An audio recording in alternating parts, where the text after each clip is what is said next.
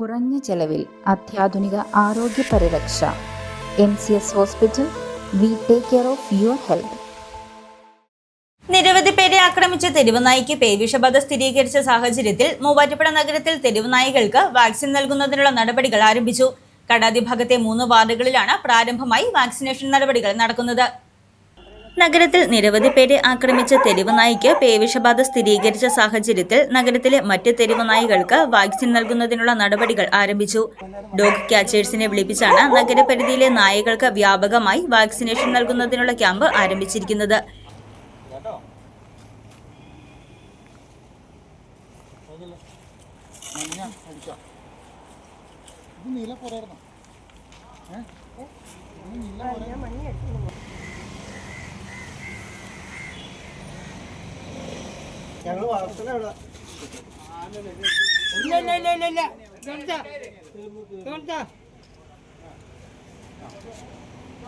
കടാതി ഭാഗത്തെ 3 വാർഡുകളിലാണ് പ്രാരംഭമായി നടപടികൾ നടക്കുന്നത്.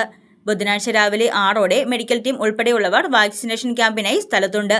ഉച്ചയ്ക്ക് 12ഓടെ 6ഓളം നായ്ക്കൾക്ക് വാക്സിൻ നൽകിയതായി നഗരസഭാ ചെയർപേഴ്സൺ ജോയ്സ് മേരി ആന്റണി പറഞ്ഞു. ഈ സമീപകാലത്തുണ്ടായ സ്റ്റേ ഡോഗിന്റെ ഇഷ്യൂവുമായിട്ട് ബന്ധപ്പെട്ടിട്ട് ഇന്ന് വാക്സിനേഷന്റെ നടപടികൾ കൃത്യമായി നടന്നു വരുന്നു. കടാതി ഭാഗത്തെ 3 വാർഡുകളിലാണ് പ്രാരംഭമായിട്ട് കഴിഞ്ഞ ഒരു റാബീസിന്റെ ബാധിച്ചു എന്ന് പറയുന്ന ഒരു നായ മരണപ്പെട്ടതുമായിട്ട് ബന്ധപ്പെട്ടിട്ട് ആ പ്രദേശത്താണ് സംഭവം ഉള്ളതുകൊണ്ട് ആ 3 വാർഡുകളിലാണ് ഇപ്പൊ വാക്സിനേഷൻ നടപടികൾ കൃത്യമായി നടന്നു വരുന്നത്. ഇന്ന് രാവിലെ 6 മണി മുതൽ മെഡിക്കൽ ടീം ഉൾപ്പെടെയുള്ളവർ സ്ഥലത്തുണ്ട്. അവരുടെ പ്രവർത്തനങ്ങൾ ചെയ്യുന്നുണ്ട്. ഇപ്പോഴത്തെ റിപ്പോർട്ട് അനുസരിച്ച് ഏകദേശം 6ഓളം നായ്ക്ക് വാക്സിനേഷൻ നൽകി കഴിഞ്ഞു. ബാക്കി നടന്നുകൊണ്ടിരിക്കുകയാണ്. അതോടൊപ്പം തന്നെ മറ്റൊരു നായ്ക്കും കൂടെ റാബീസ് ഉണ്ട് എന്നുള്ള ഒരു റിപ്പോർട്ട് ഉണ്ടായിരുന്നു. സംശയമുണ്ട് എന്നുള്ള രീതിയിൽ അത്തരത്തിൽ ഈ ഒരു എന്താ പറയുക അഗ്രസീവായിട്ടൊരു നായയെ കാണുന്നു എന്ന് പറഞ്ഞിട്ട്, പക്ഷെ ബൈറ്റ് ഒന്നും തന്നെ റിപ്പോർട്ട് ചെയ്യപ്പെട്ടിട്ടില്ല. നമ്മളത് അന്വേഷിക്കുന്നുണ്ട്. കൃത്യമായിട്ട് പ്രദേശവാസികൾക്ക് വേണ്ട നിർദ്ദേശങ്ങൾ കൊടുത്തിട്ടുണ്ട്. അപ്പൊ എന്നിരുന്നാൽ കൂടിയും ഇങ്ങനെ ഒരു സംശയം ഉണ്ടെങ്കിൽ കൂടി ഈ നായയെ പിടിക്കുക എന്നുള്ളത് നമ്മുടെ ഒരു ആവശ്യമാണ്. അതിന് വേണ്ട കാര്യങ്ങൾ ചെയ്യാന്നുള്ളതും നമ്മുടെ ആവശ്യമാണ്. അപ്പൊ അതിന് വേണ്ടുള്ള കാര്യങ്ങൾ ചെയ്യുന്നുണ്ട്. പക്ഷെ ഇപ്പോഴും ടീം ആ ഒരു മേഖലയിൽ ഉണ്ടെങ്കിൽ കൂടിയും ആ നായയെ കണ്ടെത്താനായിട്ട് ഇതുവരെ സാധിച്ചിട്ടില്ല. നഗരത്തിൽ മറ്റൊരു നായ്ക്ക് കൂടി പേവിഷബാധ സംശയിക്കുന്നുണ്ടെങ്കിലും നായ ആരെയും കടിച്ചതായി ഇതുവരെയും റിപ്പോർട്ട് ചെയ്തിട്ടില്ല. എന്നാൽ പേവിഷബാധ സംശയിക്കുന്ന നായയെ ഇതുവരെയും കണ്ടെത്താൻ സാധിച്ചിട്ടില്ല.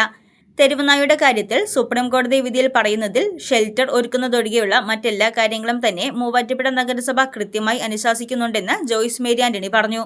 സുപ്രീം കോടതിന്റെ വിധിയിൽ പറയുന്ന എല്ലാ കാര്യങ്ങളും തന്നെ കൃത്യമായി മൂവാറ്റുപുഴ നഗരസഭ അനുശാസിക്കുന്നുണ്ട്. അതിൽ നമുക്കൊരു എക്സെപ്ഷണൽ കേസ് ആയിട്ട് ഇപ്പം ഉള്ളത് ഷെൽട്ടർ ഹോം നായകൾക്ക് ഒരുക്കുക എന്നുള്ളതാണ്.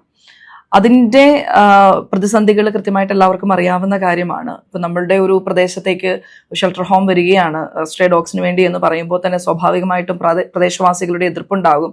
അത്തരത്തിൽ പല സ്ഥലങ്ങളും നമ്മൾ കണ്ടെത്തിയെങ്കിലും ഇങ്ങനെ പ്രാദേശികമായിട്ടുള്ള എതിർപ്പുകൾ നിലവിലുണ്ട്.